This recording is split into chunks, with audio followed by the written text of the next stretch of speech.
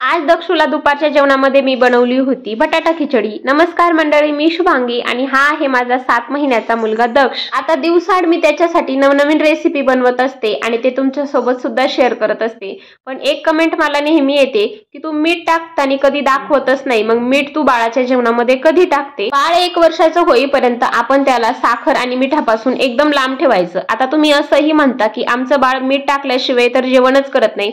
हा विषय आपला असतो, कारण आपल्याला अळणी जेवण आवडत नाही म्हणून आपल्याला वाटतं की आपलं बाळ सुद्धा मिठामुळे खात नाही की काय। पण खरं तर जेव्हापासून आपण त्याला वरचं खायला स्टार्ट करतो तेव्हापासून आपण त्याच्यासाठी नवनवीन रेसिपी बनवत असतो आणि तो फक्त एक चव घेत असतो। त्यामुळे तुम्ही स्टार्टिंग पासूनच मीठ आणि साखरेपासून त्याला लांब ठेवा।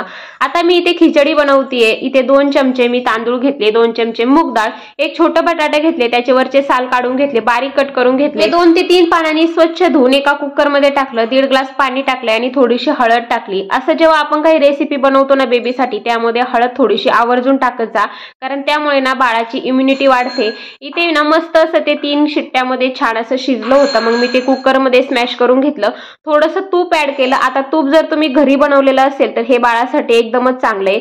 अशा कन्सिस्टन्सी मध्ये बनवलंय। तुम्ही हे 6 महिन्याच्या बाळापासून सुद्धा देऊ शकता।